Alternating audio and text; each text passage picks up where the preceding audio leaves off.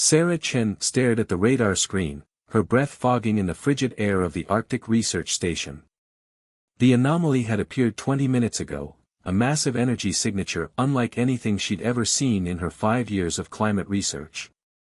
Outside, the wind howled with unprecedented fury, driving snow against the reinforced windows with such force it sounded like someone was throwing gravel. "Base, come in. This is Thompson at Site B," the radio crackled. "We're picking up some crazy readings out here. The ice shelf there's something underneath it." Sarah grabbed the radio. "Thompson, get back to base now. That storm's getting worse." She checked the meteorological readings again. The temperature had dropped another 10 degrees in the last hour, and the barometric pressure was doing impossible things. The lights flickered, and Sarah's computer screen filled with static. Through the window, she caught a flash of purple-tinged lightning splitting the dark Arctic sky. That's when she saw it, a shape in the storm, too geometric to be natural, too massive to be human-made. The radio erupted in static, then Thompson's voice came through, panicked. "Oh God, Sarah, there's something, it's breaking through the ice." The transmission cut off in a burst of interference. Sarah grabbed her emergency pack and heavy weather gear. She knew she should call it in, should wait for backup, but Thompson was out there. As she suited up, the entire station shuddered. The metal walls groaned under some massive pressure change, and every electronic device in the room went dark. Through her night vision goggles, Sarah trudged through snow that reached her thighs. The wind tried to knock her down with every step, but she pressed forward, following Thompson's last known coordinates. The storm seemed almost alive, swirling around her in patterns that defied natural weather systems. She found Thompson's snowmobile first, half buried in the snow, its engine frozen solid. No sign of Thompson himself. But there was something else, a trail of steam rising from the ice, melting a path through the permafrost. Sarah followed the steam trail, her scientific mind racing to explain what she was seeing. The ice here was ancient, thousands of years old. Nothing should be able to melt it so quickly, especially not in these temperatures. The ground suddenly dropped away beneath her feet. Sarah slid down an icy slope and landed hard on something smooth and metallic. As she regained her footing, she realized she was standing on what appeared to be a massive curved surface, like the hull of a submarine, except it was warm to the touch despite the sub-zero temperatures. A seam appeared in the surface, spreading like a crack in ice but with geometric precision. Light spilled out, and with it came a figure that made Sarah's breath catch in her throat. It was humanoid but clearly not human, nearly 8 feet tall, with iridescent scales instead of skin and 4 arms that moved with unsettling grace. The being's eyes fixed on her, 3 of them, arranged in a triangle pattern, each glowing with an inner light. Blood of an impossible blue color seeped from several wounds in its armored torso. It raised one hand, and Sarah saw it held some kind of weapon. "Wait!" Sarah called out, raising her empty hands. "I'm not a threat. I'm a scientist. Let me help you." The alien warrior, for that's clearly what it was, swayed on its feet. The weapon lowered slightly. When it spoke, its voice was like thunder and music combined. "You should run, human.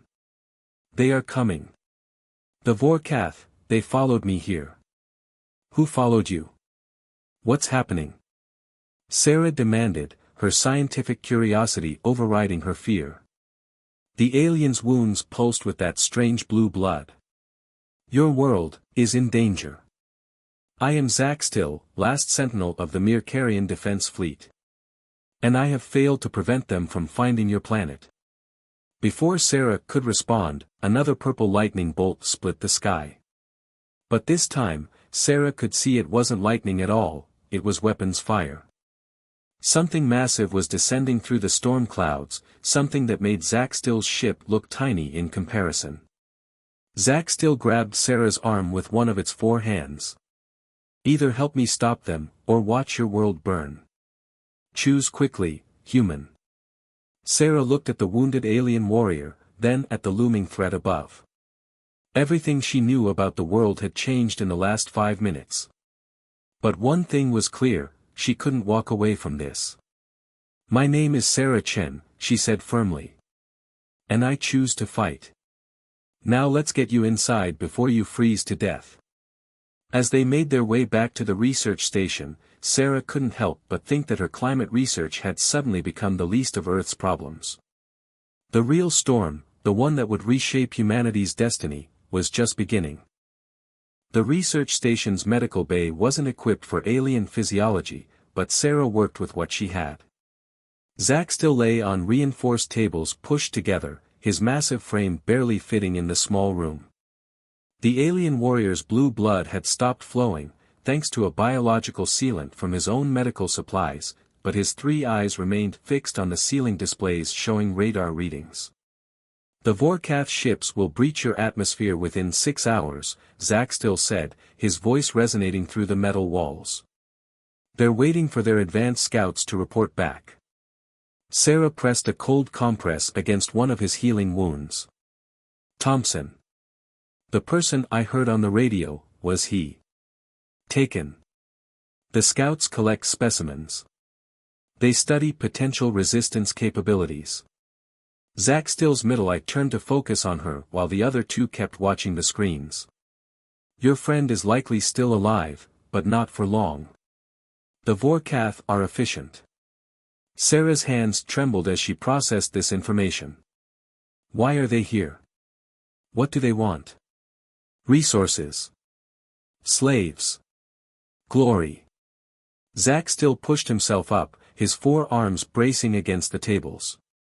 "The Vorkath are a warrior race that believes conquest is their divine right. My people, the Mirkarians, have fought them for centuries. We were winning, until they developed a way to track our ships through hyperspace jumps." The station's lights flickered again, and Sarah's instruments went haywire. Zack Still immediately reached for his weapon. "Relax," Sarah said, checking the readings. "It's just the electromagnetic interference from the storm. Though." She frowned at the data. "These patterns aren't natural. Are they caused by your ships?" "Clever human," Zack Still rumbled approvingly. "The Vorkath use electromagnetic disruption to disable planetary defenses before invasion. Your world's technology is particularly vulnerable." Sarah thought of the billions of people going about their lives, unaware of what was coming. "There has to be something we can do. You said you're part of a defense fleet, where are the rest of your people?" Zack Still's scales darkened, a sign Sarah was beginning to recognize as distress. "Dead. Or scattered across the galaxy. I was part of a last-ditch effort to prevent the Vorkath from finding new worlds to conquer. I failed. They followed my damaged ship's radiation trail straight to Earth." The alien warrior stood, towering over Sarah. His wounds were already healing at an remarkable rate. "Your world has 2 options, Sarah Chen. Surrender and be enslaved, or fight and likely be destroyed." "There's always another way," Sarah insisted. She pulled up global weather data on her tablet. "Look at these storm patterns. The Vorkath are using our atmosphere against us, but what if we could do the same to them?" Zack Still's 3 eyes focused on the data, his expression unreadable. "Explain." "I'm a climate scientist. Earth's weather systems are incredibly complex, but they follow predictable patterns. If their ships are causing these electromagnetic disruptions." Sarah's fingers flew across the tablet, pulling up more data. "We might be able to use the planet's natural electromagnetic field to disrupt their systems right back." "Impossible," Zack Still said, but his tone was thoughtful. "The energy required would be massive," Sarah finished. "But what if we combined your technology with our planet's natural systems? A force multiplier effect." Before Zack Still could respond, alarms blared throughout the station. Sarah rushed to the window. Through the swirling snow, she saw lights descending from the clouds, dozens of them, moving with precise formation. "Scout ships," Zack Still growled. They're beginning their ground assault. Sarah's tablet pinged with an incoming transmission. Her heart stopped when she saw Thompson's face on the screen, but something was wrong. His eyes were vacant, and his movements were jerky, unnatural. "Sarah Chen," Thompson's voice said, but the words weren't his. "We have analyzed your species through this specimen. Surrender your station and the mere carrion warrior. Resistance will only increase your suffering." Zack still raised his weapon, but Sarah put a hand on one of his arms. "Wait. Thompson's still in there somewhere. He's my friend." "He is gone," Zack still said grimly. "The Vorkath neural probes destroy the original consciousness. What you see is just a puppet." The thing that had been Thompson spoke again. "You have 10 minutes to comply. After that, we will extract you both forcibly. Your primitive weapons cannot harm us." The transmission cut off. Sarah looked at the alien warrior beside her, mind racing. "Your ship, can we get it working?" "Partially. Enough for short-range flight and some defensive capabilities." "Good." Sarah began gathering equipment. "Because I have a crazy idea. The Vorkath think our weapons are primitive. Let's show them what happens when you underestimate human ingenuity." Zack Still's scales shifted to a brighter color. "You intend to fight? Against those odds?" "No," Sarah said, shoving weather monitoring equipment into a bag. "I intend to win. But first, we need to get to the upper atmosphere. If my calculations are right, we can use the incoming solar storm to amplify the electromagnetic disruption. Turn their own weapon against them. If you're wrong, we die," Zack Still pointed out. Sarah checked her watch. 8 minutes until the scouts breached the station. "If I'm right, we save the Earth." Besides, she managed a grim smile, "You said your people were winning the war before the Vorkath developed their tracking technology. Help me figure out how they did it, and maybe we can help save your people too." Zack Still was silent for a long moment, all three eyes studying her. Finally, he inclined his head. "Your species continues to surprise me, Sarah Chen. Very well. Let us hope your crazy idea works, because the alternative is extinction." They rushed out into the storm, racing against time and impossible odds. Behind them, the scout ships descended like falling stars, their weapons charging. The fate of two civilizations now rested on the shoulders of a climate scientist and a wounded alien warrior. And the storm was about to get much worse. The trek to Zack Still's ship was a nightmare of howling wind and biting cold. Sarah's muscles screamed as she carried the heavy monitoring equipment through knee-deep snow. Behind them, the research station's lights flickered and died as the Vorkath scout ships began their assault. "We have incoming," Zack Still announced, his three eyes scanning the storm-dark sky. 3 pursuit vessels, bearing down fast. Sarah checked the tablet strapped to her arm. The electromagnetic readings were off the charts, distorting everything within a 5-mile radius. "Good. The worse the interference, the better our plan might work." They reached the massive crack in the ice where Zack Still's ship lay partially submerged. The alien vessel hummed to life at their approach, its surface rippling like liquid metal. A hatch materialized in its hull, revealing a cramped interior filled with pulsing organic-looking technology. "The neural interface is damaged," Zack Still said as they climbed inside. "I'll have to pilot manually. Can you interface your equipment with our systems?" Sarah stared at the alien control panels, their symbols shifting and changing before her eyes. "I don't even know where to start." "Here." Zack Still pressed something into her hand, a small crystalline device. "Universal Translator and Interface Module. Think of it as a cosmic USB adapter." Despite their dire situation, Sarah couldn't help but smile. "You've studied Earth technology. Know your enemies, know your allies." Zack Still's hands flew across multiple control surfaces. "The Vorkatha's greatest weakness is their arrogance. They never expect primitive species to understand their technology, let alone use it against them. The ship shuddered as it broke free from the ice. Sarah worked quickly, connecting her weather monitoring equipment to the alien systems through the crystal interface. Data streams in an alien language filled her tablet screen, then reorganized themselves into familiar patterns. "This is incredible," she breathed. "Your ship's sensors can detect atmospheric patterns at a molecular level. With this resolution, we might be able to dash." A blast of energy rocked the ship, throwing Sarah against the wall. Through the ship's transparent hull, she saw 3 Vorkath vessels emerging from the clouds, their weapons charging for another shot. "Hold on." Zack Still's 4 arms worked in perfect synchronization, sending their ship into a spiral that barely avoided the next volley. "The weapon systems are still offline. We need altitude." Sarah checked her calculations as they climbed through the storm.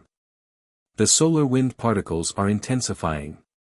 When they hit Earth's magnetosphere, they'll create a geomagnetic storm unlike anything in recorded history. If we can use your ship's electromagnetic field as a conductor." Another blast clipped their wing, sending them spinning. Warning lights flashed across every surface. Zack Still cursed in his native tongue. "We're losing power," he growled. "The damage from my crash landing was worse than I thought." Sarah's mind raced. They needed more time, more power. Then she saw it, a pattern in the data that made her heart skip a beat. "Zack Still, look at this." She pointed to her tablet. "The Vorkath ships are generating their own electromagnetic field to protect against their disruption technology. But there's a pulse pattern, like a heartbeat." The alien warrior's eyes widened in understanding. "Every shield has a frequency. If we could match it, we could overload their systems with their own energy signature," Sarah finished.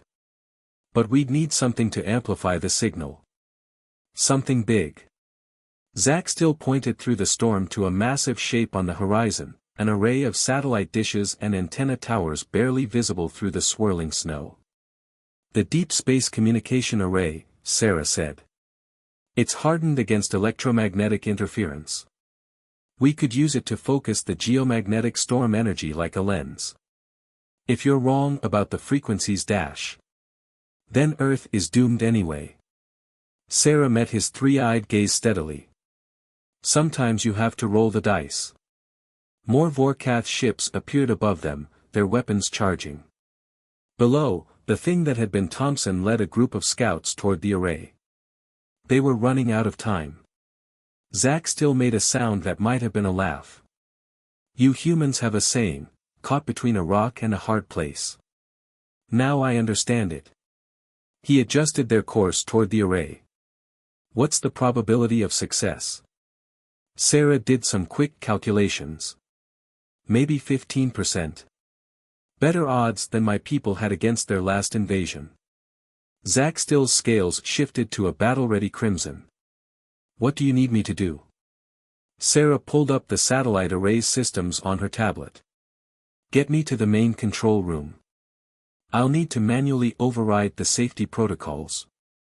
Then we'll have about 3 minutes to synchronize your ship's electromagnetic field with the Vorkath shield frequency before the solar storm hits."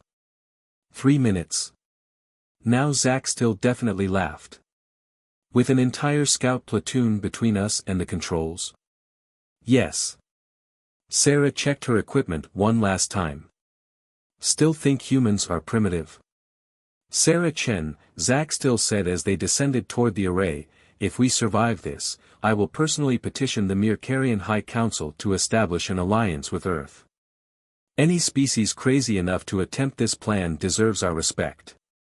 The ship touched down near the array's main building. Through the swirling snow, they could see the scouts approaching, weapons raised. Above them, the Vorkath ships moved into attack position. And in space, unseen but detected by their instruments, a massive solar storm raced toward Earth's atmosphere. Sarah took a deep breath. "Ready to make history?" "Ready to make the Vorkath regret underestimating both our species," Zack Still replied, raising his weapon. They stepped out into the storm, and the real fight began. The first wave of Vorkath scouts hit them before they reached the array's entrance. Energy bolts sizzled through the Arctic air, melting paths through the snow.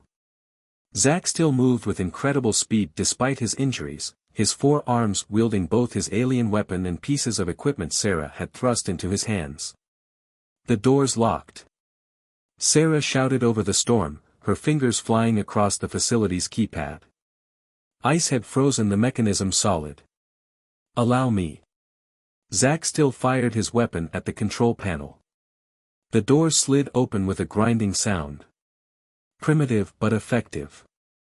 They rushed inside as another volley of energy bolts lit up the corridor behind them. Sarah led the way through the familiar halls of the array facility, her mind racing through the steps needed to override the satellite controls. "Thompson's group is circling around to cut us off," Zack still warned, his 3 eyes glowing brighter as he tracked multiple threats. "And the ships above are charging something big. Some kind of pulse weapon." Sarah checked her tablet. The electromagnetic interference was reaching critical levels. "They're trying to fry the array's systems before we can use them." She pointed to a heavy security door ahead. "The control room is through there. We need dash." The wall beside them exploded inward. Through the breach stepped Thompson, or what was left of him. His movements were jerky, mechanical, and his eyes glowed with an unnatural purple light. More possessed humans followed, their faces blank masks. "Final warning," Thompson's voice said, but the words came from all of them in unison. "Surrender the Mirkarian. His ship contains data vital to our war effort." Zack still stepped forward, his scales darkening with rage. "You destroyed my fleet. Murdered my crew. And now you dare use these humans as puppets?" "Their bodies serve a greater purpose," the Thompson thing replied. "As will yours." Sarah's hand found one of Zack Still's. "Thompson, if you're still in there somewhere. I'm sorry about this." She pulled out the modified weather probe she'd grabbed from the station, now rewired using Zack Still's crystal interface technology. With her other hand, she pressed the emergency fire suppression system override. Sprinklers burst to life throughout the corridor. The possessed humans looked up in confusion. Sarah activated the probe. Electricity arced through the water, guided by the probe's electromagnetic field. The possessed humans convulsed as the carefully calibrated current disrupted the Vorkath neural control technology. Thompson and the others collapsed, unconscious but alive. "Impressive," Zack still rumbled as they rushed past the fallen humans. "Using their own electromagnetic technology against their neural control." "Just a theory I had," Sarah said, trying not to look at Thompson's unconscious form. Their control signals had to be vulnerable to the right kind of interference. Now comes the hard part. They reached the control room. Through its reinforced windows, they could see the massive satellite dishes pointing into the storm-dark sky. The Vorkath ships hung above like prehistoric predators, their weapon systems casting an aurora of deadly light. Sarah's fingers danced across the control room keyboards, interfacing her tablet with the array's systems. "The solar storm hits in 2 minutes. I need to reposition the dishes to create a focusing effect, like a magnifying glass made of electromagnetic fields." 1 minute, 50 seconds, Zack still corrected, watching multiple screens. "The Vorkath are launching drop ships. Ground troops incoming." Warnings flashed across every screen as Sarah forced the ancient satellite dishes to move in ways they were never designed for. Metal groaned against Arctic ice. Power systems redlined. Come on," she muttered, watching the alignment percentages tick up. "Just a little more." The ceiling exploded. Vorkath troops repelled into the control room, massive, armored figures that made even Zack still look small. Their armor pulsed with the same purple energy as their ships. "Keep working." Zack still launched himself at the intruders, all 4 arms wielding weapons or grappling with enemies. "I'll hold them." Sarah's world narrowed to the controls and her calculations. The solar storm was approaching at millions of miles per hour. If her timing was off by even a second, the plan would fail. Through the chaos of the battle behind her, she heard Zack still cry out in pain. She risked a glance back. The alien warrior was surrounded, wounded but still fighting. One of the Vorkath raised a massive weapon to deliver a killing blow. Sarah slammed the final command key and dove toward Zack still, tackling him aside as the weapon discharged. Pain exploded in her shoulder, but she couldn't focus on it. Above them, through the broken ceiling, the sky had turned into a sea of fire. The solar storm hit Earth's magnetosphere just as the satellite array reached full alignment. The Vorkath ship's electromagnetic shields pulsed, trying to compensate. For a moment, nothing seemed to happen. Then the world turned white. The focused electromagnetic pulse caught the Vorkath ships in a web of energy, their own shield frequencies turned against them. Systems overloaded. Weapons backfired. The massive ships began to fall from the sky like wounded leviathans. The Vorkath troops in the control room collapsed as their armor shorted out. Sarah felt Zack still pull her to her feet with two of his arms while the other two kept weapons trained on their fallen enemies. "Sarah Chen," he said, his voice filled with something like awe, "I believe you just changed the course of an interstellar war." She tried to smile, but the pain in her shoulder was getting worse. "Not bad for a primitive species, huh?" Through the broken ceiling, they watched the Vorkath ships crash into the Arctic ice. But Sarah's celebration was cut short as her tablet displayed a new alert, one that made her blood run cold. "Zack still," she whispered, "remember when I said humans have a tendency to roll the dice?" The alien warrior's eyes narrowed. "What's wrong?" "The electromagnetic pulse, it's created a chain reaction in the atmosphere. We have maybe an hour before dash." A deafening crack split the air as the sky began to tear itself apart. Their victory had come with a price, and the final battle was just beginning. The sky was tearing itself apart. Massive auroras of purple and green light rippled across the horizon as Earth's magnetic field destabilized. The electromagnetic chain reaction they triggered was growing exponentially, threatening to strip away the planet's protective field entirely. "If the magnetic field collapses," Sarah explained through gritted teeth as Zack still treated her wounded shoulder with his medical technology, "Earth will be exposed to lethal levels of solar radiation. We'll have effectively won the battle but killed our world in the process." Around them, the control room was in chaos. The unconscious bodies of Vorkath soldiers lay where they'd fallen, while Thompson and the other freed humans were beginning to stir. Outside, the massive wreckage of alien ships jutted from the ice like abstract sculptures. "There might be a way," Zack still said, his three eyes fixed on the readings flooding Sarah's tablet. "But you're not going to like it. At this point, I'm open to anything." The Vorkath ship's cores. Zack Still's scales shifted through patterns Sarah now recognized as intense calculation. They use quantum field generators to power their shields. If we could salvage enough of them and synchronize their frequencies, we could create a temporary artificial magnetosphere, Sarah finished, catching on. But the radiation levels out there are already spiking. Anyone who went to salvage those cores would be exposed to lethal doses. Zack Still's expression was grim. "My people are more resistant to radiation than humans. I could dash." "No." Sarah stood, testing her newly healed shoulder. "We do this together. Besides, I'm the only one who knows how to interface with Earth's satellite systems. We need both our species' knowledge to fix this." A groan from nearby interrupted them. Thompson was awake, his eyes normal again but filled with confusion and pain. "Sarah? What happened? I remember the scouts, then nothing. How much time do we have?" Sarah asked Zack Still as she helped Thompson sit up. 43 minutes before the magnetic field degradation becomes irreversible." Sarah looked at Thompson, then at the other recovering humans. An idea formed, crazy, dangerous, but possible. Thompson, how many of the array's maintenance suits are still in storage? The radiation suits. 5 or 6, but they're not rated for these conditions. They don't need to be. Sarah turned to Zack Still. Your medical technology, the stuff you used on my shoulder. Could it temporarily enhance human radiation resistance? Zack Still's scales flickered with surprise.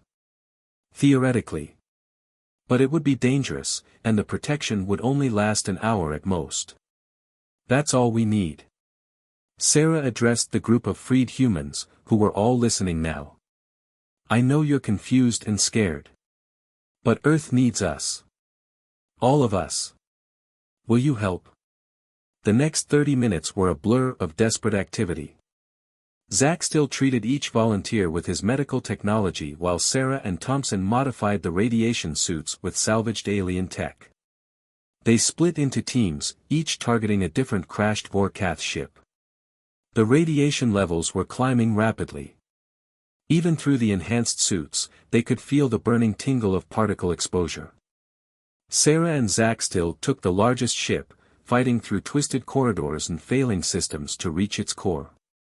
The synchronization has to be perfect, Zack Still warned as they worked to extract the quantum generator. One misaligned field could collapse the entire network. Sarah's hands were steady despite her fear as she interfaced her tablet with the alien technology. Like tuning a global orchestra, where every instrument is a tear in spacetime. They rushed the salvaged cores back to the array facility. The sky had become a nightmare of quantum effects as the magnetic field continued to degrade.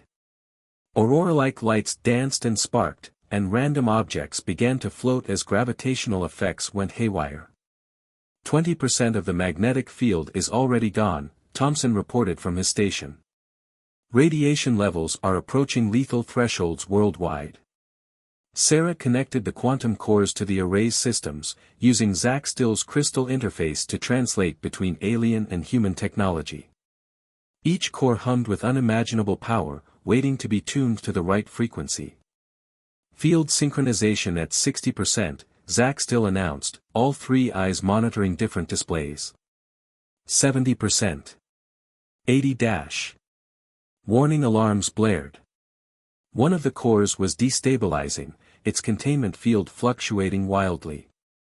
The frequency's wrong. Sarah rushed to the failing core. It's going to breach.